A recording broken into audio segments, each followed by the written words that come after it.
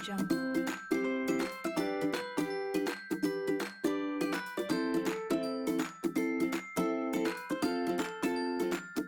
Audio Jungle.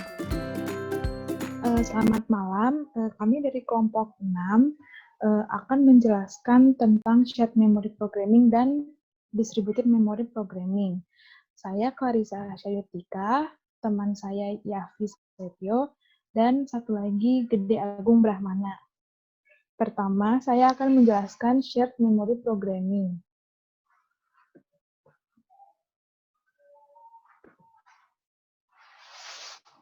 Nah, di sini shared memory programming-nya menggunakan thread. Di sini akan menguji thread-nya dengan dengan ngeprint fungsi dua pangkat n ini. Nah, di sini saya akan menjelasin untuk mengujinya itu di bawah ini. Nah, di sini ini kan ada algoritma for i in range sampai 10 kan. Nah, di situ berarti maksudnya saya akan menampilkan thread tersebut sebanyak 10 kali. Nah, di sini T itu memanggil kelas myThread yang isinya i, thread, dan i. Nah, ini tuh i dan i-nya diambil dari fungsi kelas tersebut. Nah, dalam fungsi kelas tersebut, dia manggil Oke, di sini saya akan menjalankan programnya. Di sini saya akan mengulangi sebanyak 10 kali.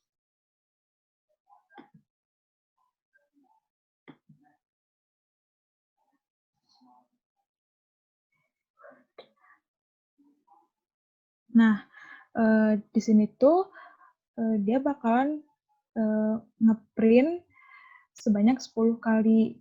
Nah, di sini kan dia bakal ngeprint dari 0 sampai 9. Terus dia akan menghasilkan dua pangkat i sesuai iterasinya. Berarti proses thread di sini berhasil. Seperti itu. Baik, sekarang selanjutnya saya akan menjelaskan tentang bagaimana implementasi distribusi memori programming dengan MPI. Nah, pertama, di sini kita import dulu terlebih dahulu library yang sudah disediakan oleh Python sendiri, yaitu ada MPI, terus import random. Nah, di sini ada dua fungsi, yaitu get unique number. Dia itu mereturn random bilangan, dia ngerandom bilangan real.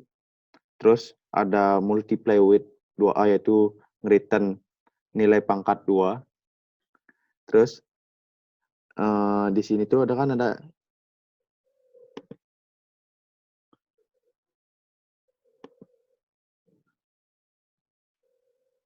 ada percabangan if rank sama dengan 0, maka dia akan memanggil fungsi yang sudah dibikin di atas, get unique number, dan disimpan di data. Terus dia mengirim ke data destination-nya tuh yang rank-nya 1. Nah, pada rank 1 itu dia tuh ada com.receive, dia tuh menerima dari pesan yang ada yang dikirimkan oleh rank 1. Terus dia lagi mengirimkan ke rank 2. Di rank 2 itu dia menerima dan akan mengeprint hasil perkalian angka random dengan data dengan variabel yang sudah disimpan pada data. Misalnya kita run sekarang. Nah, hasil perkalian angka random dengan 2 itu sekian, 0,927. Selanjutnya kita masuk kepada implementasi distribusi memori programming dengan MPA, yaitu collective communication. Seperti biasa, kita awal dari program tersebut kita mengimport library yang sudah ada, yaitu MPI. Kita di sini ada mpa.com.word, ada get size ditampung pada variable size, get rank ditampung pada variable rank. Nah, di sini ada percabangan. Jika rank sama dengan 0, maka dia akan melakukan pangkat 5 berdasarkan I-nya itu for I range size-nya itu ukuran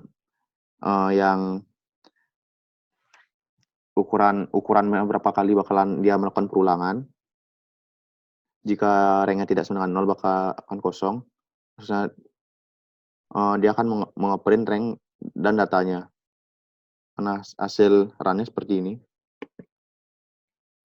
Nah, hasil outputan run-nya itu seperti ini. Rank-nya 0, dia pangkatnya 0, 1 hasilnya 1, dan sedangkan 2 Di sini saya pangkat akan 5. menjelaskan tentang masternya sendiri itu diibaratkan seperti klien, sedangkan kalau worker ini, jadi yang pertama sebagai server. Saya akan menjelaskan codingan ini. Yang pertama kita akan mengimport MPI for Python, kemudian kita mengimport NumPy, terus SIS itu buat sistem.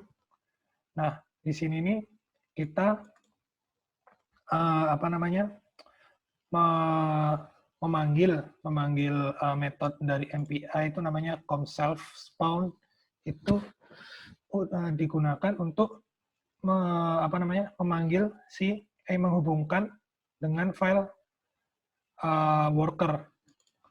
Nah, di sini ada argumen itu buat memanggil folder ini, file worker ini, dan ada max proses ini tuh proses maksimal yang bisa dijalankan tuh berapa kali, yaitu 5 kali. Ini sebenarnya bisa di-set terserah Anda, bisa mau di-set 1, 2, 3, 4, 5. Itu terserah Anda.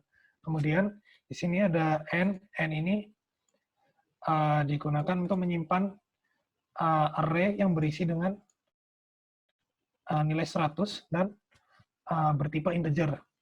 Kemudian dari nilai n ini akan di-broadcast ke file yang file worker. Nah, di worker ini nanti data yang tadi sebelumnya ini didapat. Jadi di folder worker ini juga ada NumPy. NumPy-nya itu di-assign 0 sebagai inisialisasi. Nah, kemudian setelah menerima broadcast dari master, nah worker ini, nilai n pada worker ini berubah, yang awalnya 0 jadi 100. Nah, kemudian melakukan perhitungan seperti biasa. Nah, kemudian setelah melakukan perhitungan, nilai hasilnya akan ditampung di number ini, lalu dipasing ke master. Nah, di master ini juga mempunyai namanya array juga, cuma diinisialisasi sebagai 0.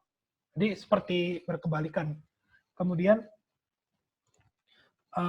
lalu pada master ini akan di-print hasil operasinya pada workernya, ada nilainya berapa. Kita coba.